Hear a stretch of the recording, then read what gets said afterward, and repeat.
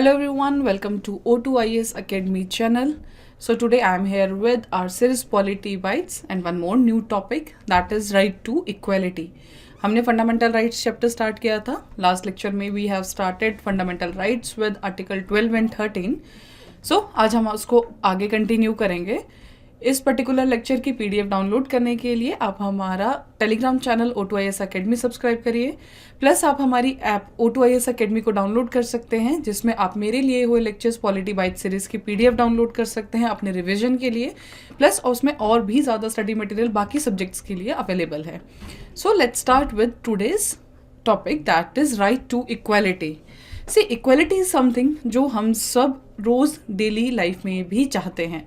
हम अपने घर में भी बोलते हैं अपने भाई बहनों के बीच में, अपने पेरेंट्स को कि प्लीज़ इक्वालिटी रखिए, ठीक है, कि हमें बराबर ट्रीट कीजिए. बच्चों को होता है ना, छोटे बच्चों को, कि डिस्क्रिमिनेट कर रहे हैं कुछ भी छोटी छोटी चीज़ों के पीछे. सो आज हम उसी चीज़ के लिए पढ़ेंगे that is right to equality. So when it comes to right to equality तो हम पढ़ते हैं फंडामेंटल राइट्स आर्टिकल 14 से 18. लास्ट लेक्चर में मैंने आपके साथ ट्रिक भी शेयर की थी, ठीक है, तो आप उसको बार बार रिवाइज कीजिए जब भी हम नया आर्टिकल पढ़ेंगे, because we will keep it simple. हर एक लेक्चर में we will cover only one article जिससे आपको डिटेल में पता लगे कि किस आर्टिकल में कौन से कंसेप्ट इन्वॉल्व हैं. ओके, सो नाउ आज का है राइट टू इक्वालिटी.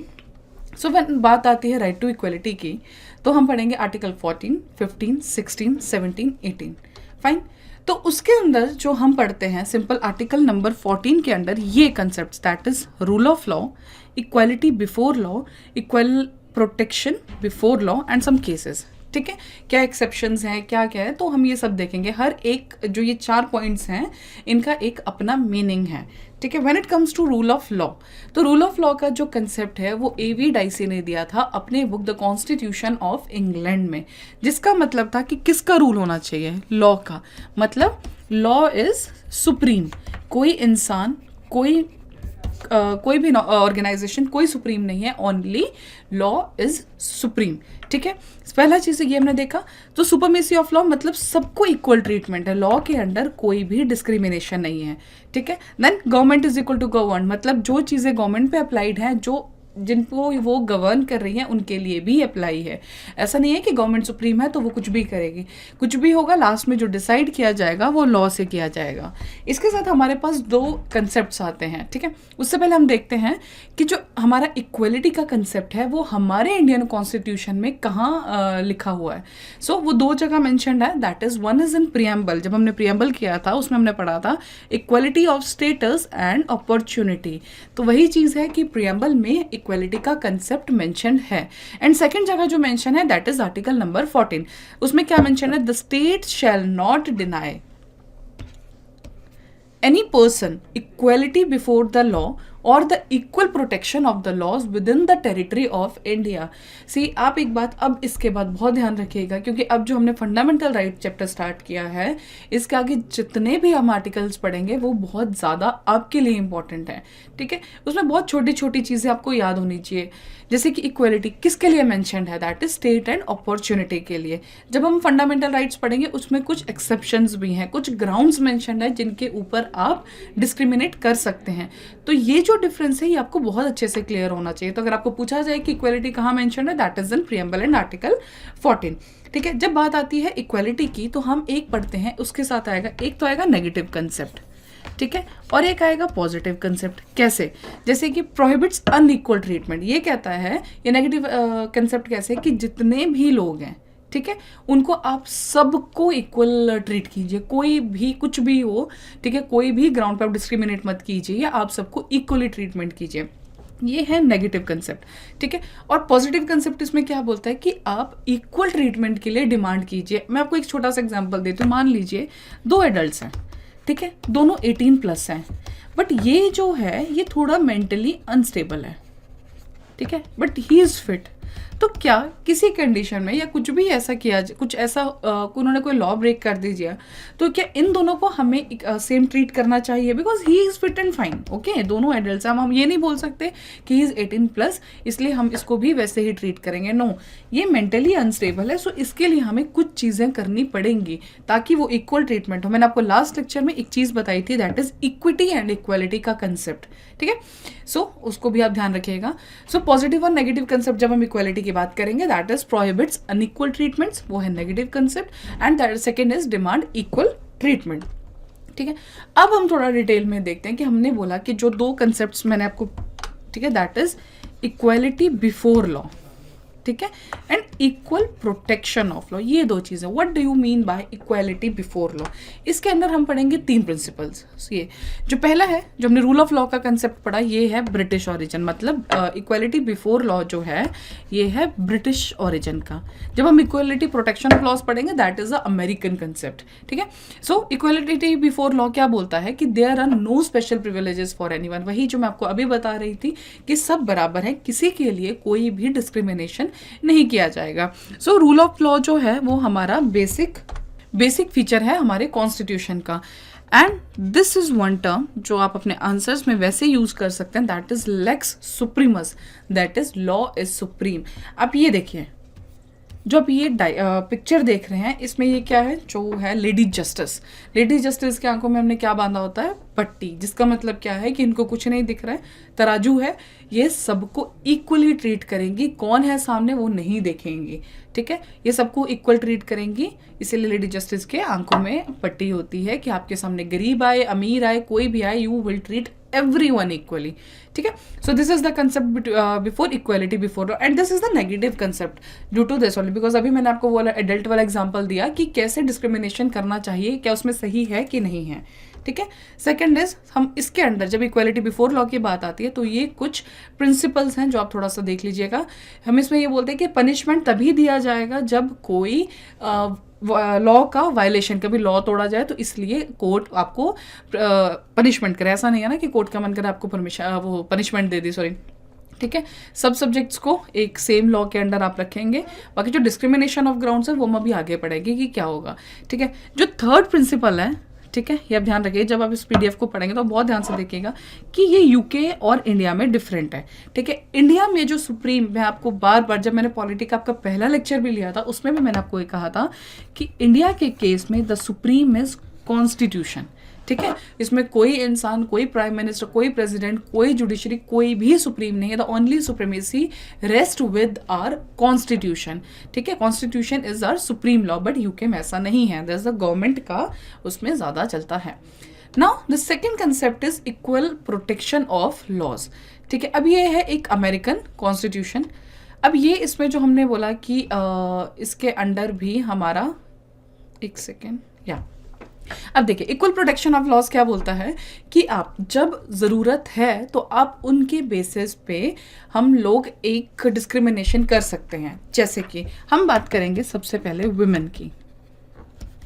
विमेन जो प्री हिस्ट्री में, मतलब जब हम मॉडर्न हिस्ट्री पढ़ते हैं वहाँ पे जो हमने उनके साथ डिस्क्रिमिनेशन किया, जो उनके हालात थे, अगर आज हम वुमेन के लिए एक स्पेशल, आज नहीं, जो पहले भी वुमेन के लिए स्पेशल रिजर्वेशन की गई या जो कुछ एक्ट्स पास किए गए, तो आज कहीं ना कहीं वो मेन, मतलब फीमेल और मेल के बीच का जो एक भेदभाव था वो कहीं ना कहीं ख़त्म हो रहा है। अगर वो हम नहीं करते तो शायद आज भी जो वुमेन की कंडीशन थी वो इम्प्रूव नहीं होती है। तो इन सब पॉइंट्स में यही बोला गया है कि आप रीजनेबल डिस्क्रिमिनेशन कर सकते हैं।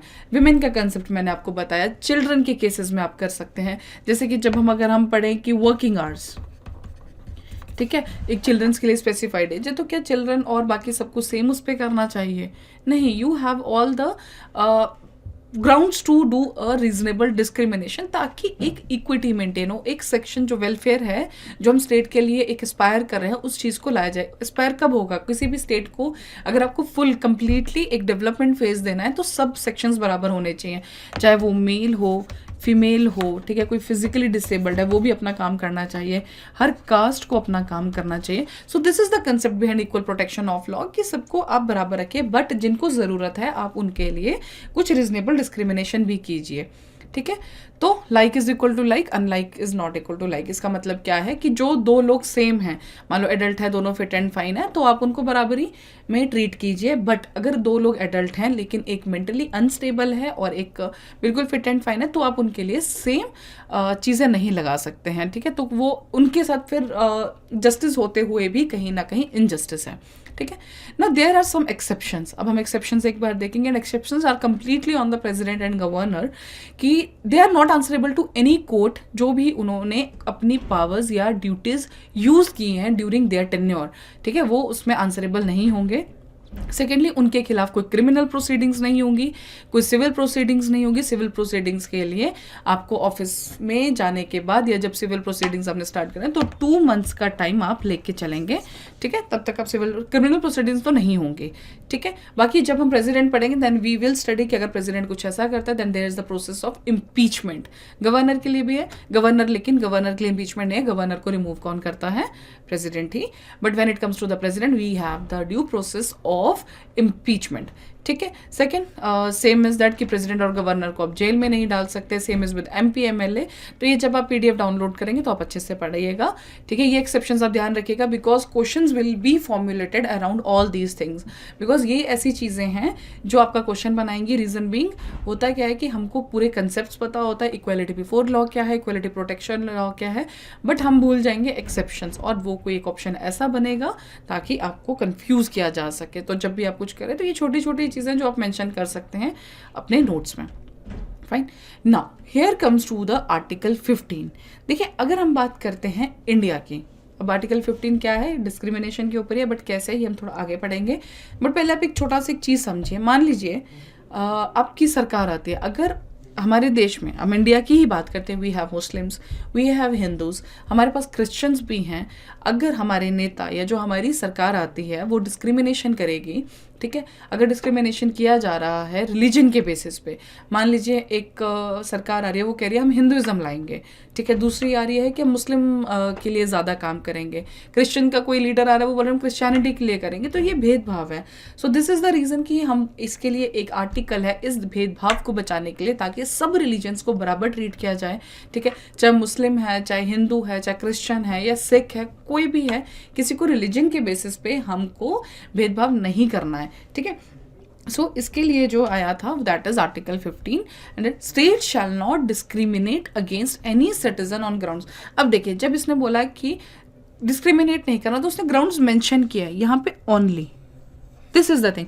सी these are the some words जो आपको बहुत अच्छे से ध्यान रखें कि क्यों ओनली यूज किया गया। इसका मतलब कि सिर्फ इन ग्राउंड्स के ऊपर आप भेदभाव नहीं कर सकते, तो वो क्या है, बड़ी ध्यान रखिएगा, हर एक फंडामेंटल राइट में ये चीज़ें चेंज भी होंगी। So that is religion, race, caste, sex and place of birth, ठीक है। तो ये है आपका आर्टिकल नंबर 15, ठीक है, जो बोलता है कि इन बेसिस के ऊपर आप डिस्क्रिमिनेशन नहीं कर सकते। ऐसा नहीं है कि आप एक दिन उठ के आप बोले कि अच्छा आप इस कास्ट के हैं, हम डिस्क्रिमिनेशन करेंगे, सो that is not allowed, but protective discrimination is allowed, ठीक है। अब प्रोटेक्टिव डिस्क्रिमिनेशन, अभी हमने विमेन वाला कंसेप्ट पढ़ा, चिल्ड्रन का मैंने आपको बताया, ठीक है, सेम इज विद SC/STs के साथ भी है। सो देयर आर एक्सेप्शंस, यहाँ पे मेंशन है कि women, children, citizens from any socially और एजुकेशनल बैकवर्ड क्लासेस, SC/ST, इनके एक अपलिफ्टमेंट के लिए हम डिस्क्रिमिनेशन कर सकते हैं। मैं वापस से एक हम कहूँगी कि हम पढ़ रहे हैं right to equality, but equality के साथ एक कंसेप्ट हमेशा याद रखेगा, that is equity. What is equity, कि मैंने आपको कहा था कि एक ये वॉल है, सबको यहाँ पहुँचना है, कोई 3 फीट है, कोई 5 फीट है, कोई 6 फीट है। अगर हम सबको सेम बेंचेस देंगे तो 6 फीट वाला तो पहुँच जाएगा, हो सकता है 5 फीट वाला भी पहुँच जाए, बट 3 फीट वाले के साथ तो गलत हुआ। लेकिन हमें इक्वलिटी चाहिए ना, तो इक्वलिटी के लिए हम एक चीज़ कर सकते हैं कि बेंचेस हम रखें, बट 3 फीट के लिए थोड़ा बड़ा रख दें, 5 फीट के लिए थोड़ा सा medium, and when it comes to the 6 feet हम छोटा रख दें, ताकि सब हम यहाँ पहुँच सकें, ठीक है। Then we will get the equality, ठीक है। तो उसके लिए हमें इक्विटी पहले रखनी पड़ेगी। So same is with, like जैसे विमेन की कंडीशन सही नहीं थी तो हमने उनके लिए रिजर्वेशंस करी, पंचायत में, म्यूनिसपैलिटीज़ में, ब्लॉक लेवल में।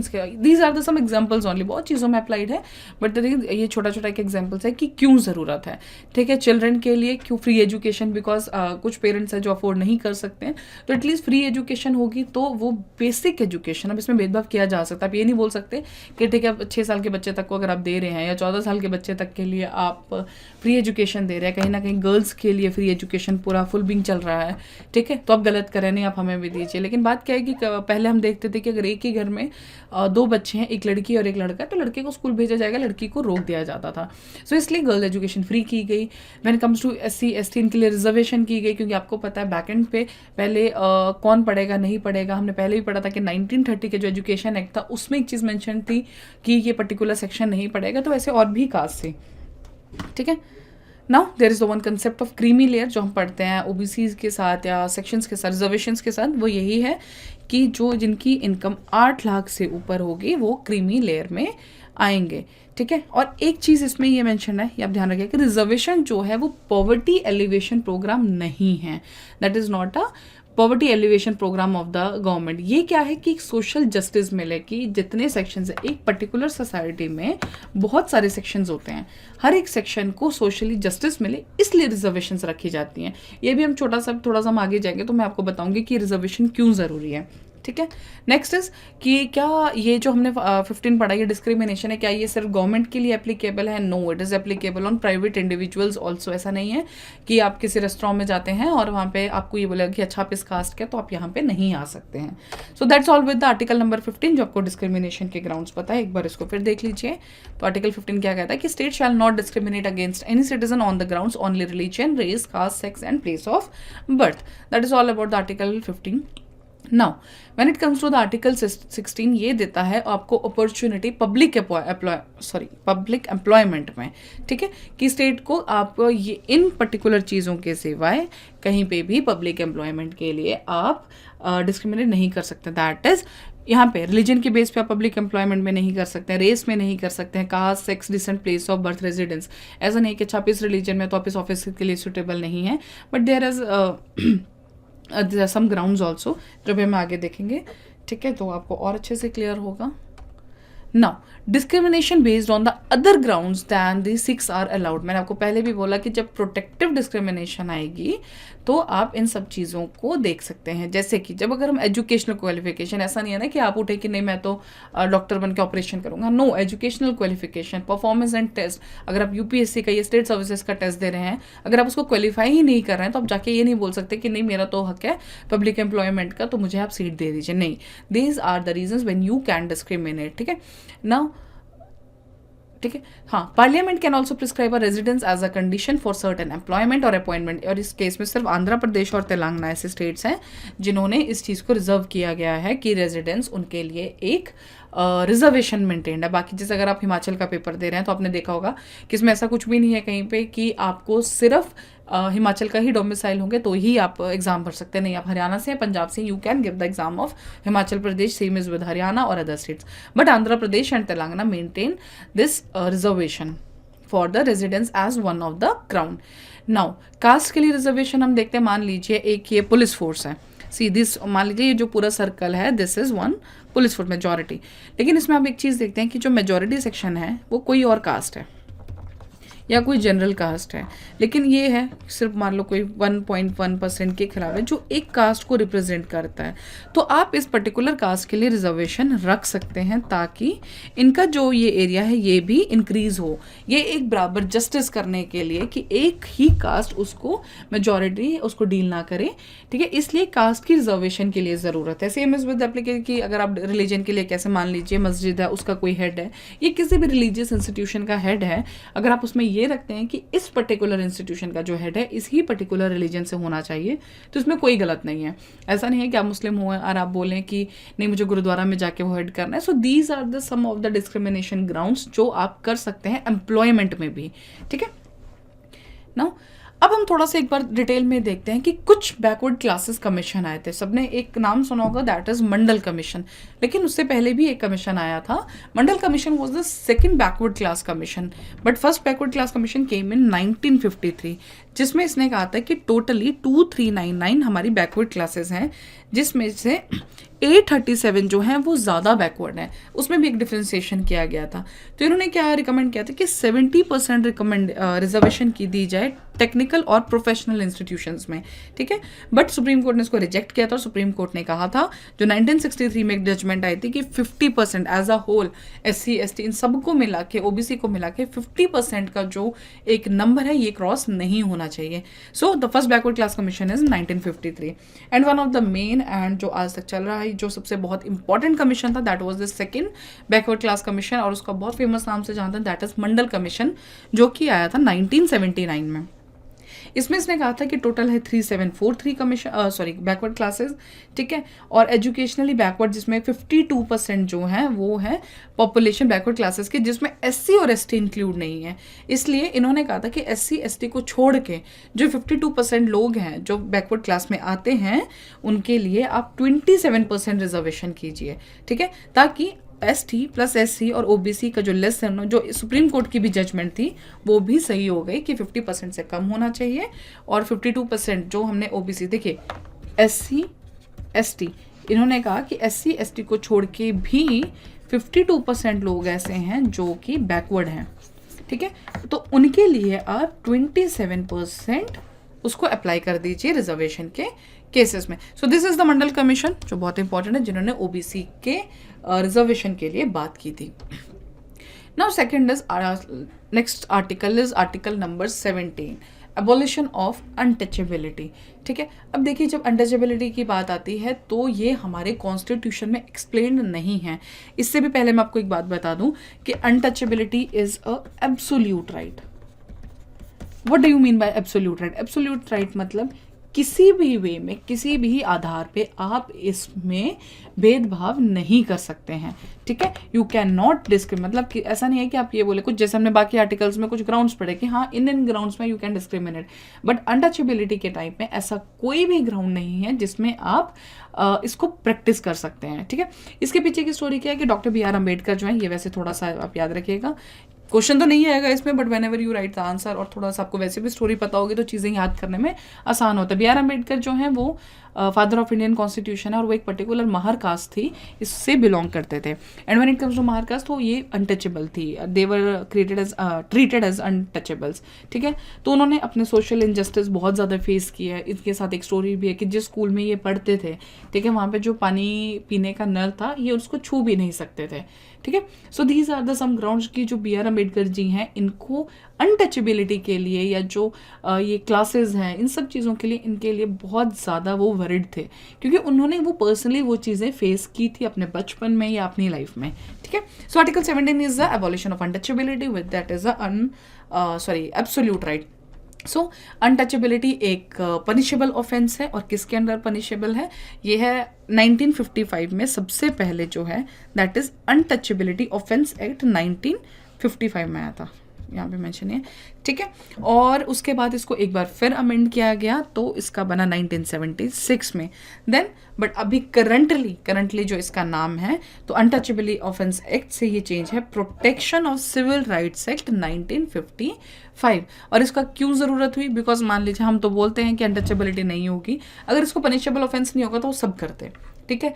आई थिंक अनटचेबिलिटी के लिए अभी है 6 months और कुछ फाइन है, आप इसे चेक कर लीजिएगा, जहाँ तक मुझे लग रहा है ये है, ठीक है। एब्सोल्यूट राइट है, इसमें कोई एक्सेप्शंस नहीं है। सो ये राइट क्या बोलता है वो है कि now come fine, this is the thing कि अगर आप अभी कुछ भी गलत करते हैं तो अनटचेबिलिटी मीन्स अगर आप अनटचेबिलिटी प्रैक्टिस करते हैं तो जो आपको पनिशमेंट दी जाएगी वो करंटली जो अभी आर्टिकल अप्लाइड है, या सॉरी जो case applied, that is protection of civil rights 1955। तो जो मैंने आपको, जैसे हमने आर्टिकल स्टार्ट किया था, मैंने आपको एक चीज़ कही थी कि जो अनटचेबिलिटी है वो अभी तक हमारे कॉन्स्टिट्यूशन में प्रॉपरली डिफाइंड नहीं है, ठीक है। तो इसका मतलब क्या है? कौन डिफाइन करेगा? जब को ना पार्लियामेंट ने डिफाइन किया ना कॉन्स्टिट्यूशन ने डिफाइन किया, then who will define? Of course the हमारा सुप्रीम कोर्ट, मतलब कोई ना कोई केस ऐसे जिसमें ये डिफाइन किया होगा। तो what do you mean by untouchability?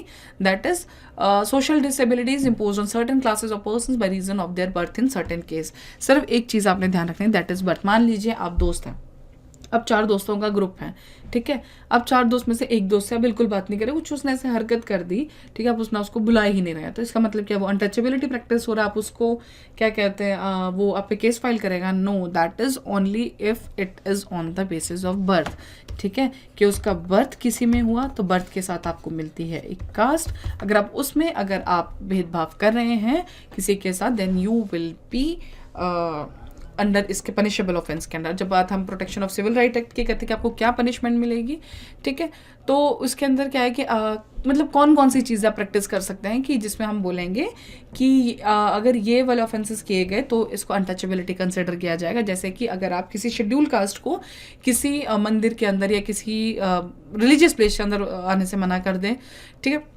Plus ठीक है, किसी भी हॉस्पिटल में, होटल में, हॉस्टल में, जो मैंने आपको स्टार्टिंग में बताया कि एक रेस्टोरेंट है, क्या आप उसमें आने से मना कर देंगे, तो वो भी एक उसके लिए रिफ्यूजल है, अनटचेबिलिटी आप प्रैक्टिस कर रहे हैं।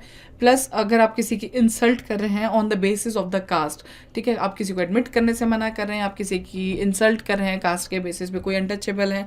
अभी भी हमने देखा होगा लोगों को कि उनका एक माइंडसेट है कि अच्छा ये SC ST है, ये ऐसा होगा, ये ऐसा है, मतलब दीज आर द सम अभी भी आई थिंक इल इफेक्ट्स हैं जो हमारे सोसाइटी में अभी भी हम कभी कभी हम देखते हैं कि यूथ के अंदर भी है कि नहीं ये तो इस कास्ट से ही ऐसा ही होगा। So that is the bad thing. अगर किसी ने आपके अगेंस्ट कंप्लेंट कर दिया तो तैयार रहिएगा। तो अभी आपको एक्ट बता दिया मैंने कि आपके अंदर क्या क्या होगा, तो 6 महीने के लिए तो आप एटलीस्ट तैयार रहिएगा। सो डोंट डू दिस, ठीक है। हम सबको बोलते हैं, आज भी सोशल इविल्स ये हमारी सोसाइटी में है, तो कभी भी अगर आपके सामने ऐसी चीज़ें आती हैं तो आप उसके लिए थोड़ा सा काम कीजिए। Done. So these are the things, इनके ऊपर आप अनटचेबिलिटी अगर कोई भी करता है तो यू कैन बी पनिशेबल, ठीक है। हाँ, कोई आपको सामान देने से मना कर दे, so these are the some conditions. और भी कंडीशंस होगी। सिंपल बात कि अनटचेबिलिटी जो है दैट इज एब्सोल्यूट राइट, ठीक है। और एब्सोल्यूट राइट, और इसके जो पनिश है वो है प्रोटेक्शन ऑफ सिविल राइट्स, किसके 1955 के under. Now next is article 18, और जो हमारा लास्ट आर्टिकल है आज के लेक्चर का, that is abolition of titles. होता क्या था, when it is a British Raj, तो उस टाइम पे जब हम हिस्ट्री भी पढ़ते हैं, हमने बहुत से आर्टिकल्स पढ़े हैं जिनमें बहुत से ऐसे नाम पढ़े जब चाहे औरंगजेब थे, जहांगीर थे, ये सब टाइटल्स देते थे। महाराजा हो गया, राय साहब हो गया, राज बहादुर, दीवान बहादुर, या और भी मियाँ, बहुत सारे ऐसे टाइटल्स दिए जाते थे। लेकिन उसमें बात प्रॉब्लम क्या थी कि टाइटल दिए जाते थे फादर को, लेकिन उसके बाद वो हेरिडेटरी सन के साथ भी जुड़ जाता था। These were hereditary. और जब बात हेरिडेटरी की आती है तो क्या होगा, वायलेशन ऑफ इक्वालिटी, जिसके लिए सब कुछ हम कर रहे हैं, जिस आर्टिकल को हम पढ़ रहे हैं, या जिसमें हम पूरी सोसाइटी के लिए हम सोच रहे हैं, उसी का ही वायलेशन है। बिकॉज होगा क्या, मान लीजिए एक सोसाइटी है, इसमें कुछ घर है, ये हो गए राय बहादुर, ये हो गए दीवान साहब, ये 2 नॉर्मल लोग हैं, तो इनको तो टाइटल मिला है, तो ये अपने आप में एक सुप्रीम हो जाएंगे, ठीक है। फिर ये इनको दबाएंगे, प्लस क्या होगा, कुछ ये होगा तो ये आपस में ही बड़े कुछ के नहीं, हमको तो टाइटल मिला है, हम तो बहुत बड़े लोग हैं, ठीक है। तो वो एक चीज़ अंदर आ जाएगी। तो इसलिए these all title, abolition of titles, कोई टाइटल्स यूज़ नहीं किए जाएंगे जो पहले उन लोगों को मिले थे, ठीक है। But there are also exceptions इसमें भी, ठीक है। ये मैंने आपको बोल दिया कि राइट टू इक्वलिटी को प्रोहिबिट करता है। ओके, इससे पहले हम एक चीज़ देखते हैं, एक्सेप्शंस हम बाद में देखते हैं। इसमें एक चीज़ मैं आपको बताती हूँ कि देखिए, अगर आप as a citizen of India हैं, ठीक है, और आप कहीं बाहर भी काम कर रहे हैं, या कोई जो फॉरेनर है वो हमारे देश में कोई सिविल सर्विसेज में, गवर्नमेंट सर्विसेज में काम कर रहा है, तो और अगर आपको कोई बाहर का इंसान आपको कोई टाइटल दे रहा है, बाहर की कंट्री कोई आपको टाइटल दे रही है, and it is applicable to both foreigner और हम खुद पे, ठीक है। मान लीजिए कोई फॉरेनर है, वो कोई ऑफिस ऑफ प्रॉफिट हमारे देश के अंदर, मतलब कोई गवर्नमेंट सर्विस के अंडर वो है, और अगर उसको कोई टाइटल दे रहा है तो वो नहीं ले सकता है except the permission of president. President की जो परमिशन है वो बहुत ज़रूरी है। अगर कोई भी टाइटल किसी फॉरेनर को, या आप किसी देश में काम कर रहे हैं सर्विसेज के अंडर, गवर्नमेंट सर्विसेज के अंडर, ठीक है, तो अगर आपको कोई टाइटल लेना है तो you have to get a permission from the president of India. उसके बाद जो आपको परमिशन दी जाएगी उसी के ऊपर आप काम करेंगे, ठीक है। So next is, what is this office of profit. Okay, so जो ऑफिस ऑफ प्रॉफिट है ये कहीं पे भी डिफाइंड नहीं है, सेम एज द अनटचेबिलिटी जैसे हमने पढ़ा, ठीक है। तो रिलाई किस पे करेंगे, सुप्रीम कोर्ट की जजमेंट्स के ऊपर ही। तो ऑफिस ऑफ प्रॉफिट का मतलब क्या है, कुछ भी जो आपको फाइनेंस गेन दे रहा है हमारे स्टेट या गवर्नमेंट की तरफ से, जब वो फाइनेंशियल गेन आपको मिलेगा, that is only a office of profit. Simple terms में आप इतना ही याद रखिएगा, ठीक है। देन कुछ एक्सेप्शंस हैं जो मैंने आपको बोलने वाली थी कि एक्सेप्शंस क्या है इसमें। अगर आपको मिलिट्री की तरफ से या अकेडमिक, मान लीजिए आपने PhD कर ली तो आपको डॉक्टर का वो मिल जाता है, मिलिट्री में कर्नल हो गया, ठीक है, सूबेदारी, ये सब हो गया, आप डॉक्टर जब आप PhD के साथ लगते हैं तो ये आपको नेशनल अवार्ड्स मिलते हैं, भारत रत्न हो गया, पद्म अवार्ड्स हो गए, विभूषण, ये सब। अगर आपको ये सब मिलते हैं, दीज आर द एक्सेप्शंस, इनको आप अपने नाम के साथ यूज़ कर सकते हैं कि आपने PhD करी, then you will become any doctor XYZ, okay. बाकी अगर आप कर्नल रिटायर, तब कर्नल भी बोलते हैं हम, याद रखते हैं. So these are the things, these are the titles which can you use. But जो ब्रिटिश राज में आपको टाइटल्स मिले थे दैट वो आप यूज़ नहीं कर सकते हैं. ठीक है. सो इन छोटा से उसमें हम पढ़ते हैं कि आज हमने क्या देखे article. So article 14 is state shall not deny to any person equality before the law और the equal protection of law within the territory of India. ये याद रखिएगा. On grounds of religion, race, caste, sex और place of birth. जब भी आप ये चीज़ें देखेंगे तो आपको ये पता होना चाहिए कि कौन से आर्टिकल के साथ कौन सा ग्राउंड मेंशन है. When it comes to article 15 हमने पढ़ा था डिस्क्रिमिनेशन के ऊपर कि शैल नॉट डिस्क्रिमिनेट किस पे, रिलीजन, रेस, कास्ट, सेक्स और इसमें क्या ऐड होता है प्लेस ऑफ बर्थ और एनी ऑफ देम. ठीक है. Then there shall be equality of opportunity for all citizens in the matter relating to employment और appointment to any office under the state. हमने इसमें पढ़ा था पब्लिक एम्प्लॉयमेंट की बात. उसके बाद abolition of untouchability and then abolition of all titles except military and academic. So these were the brief titles which we read today under right to equality. So let's come with the some questions. आज 4 में just a one word type. Which article of the constitution abolishes untouchability? तो आपको पता होना चाहिए that is article 17. Next is which article of the constitution provides equality of opportunities in matters of public employment? Then it is article 16. Okay, because हम last में जब हम ये चैप्टर खत्म करेंगे तो एक बार हम होल उसमें क्वेश्चंस प्रैक्टिस कर लेंगे कि किस टाइप के क्वेश्चंस आ रहे हैं. अभी पर्टिकुलर एक आर्टिकल पे क्वेश्चंस में आपको छोटा सा एक जैसे ये वन वर्ड आंसर टाइप है. But when it will come to the जब एक बार हम फंडामेंटल राइट चैप्टर खत्म कर लेंगे उसके बाद we will do one question answer session to just see कि फंडामेंटल राइट से चैप्टर से क्वेश्चंस आ कैसे रहे हैं. See this is the flow. Last में हमने पढ़ा था 12th आर्टिकल, 13th आर्टिकल. आज हमने पढ़ा 14 से 18th. ठीक है. So we have covered these articles of the fundamental rights. तो आपको ये बहुत अच्छे से पता होने चाहिए. बेसिकली आपको क्या क्या इसमें ध्यान रखना है कि किस आर्टिकल के अंडर कौन सा कंसेप्ट है.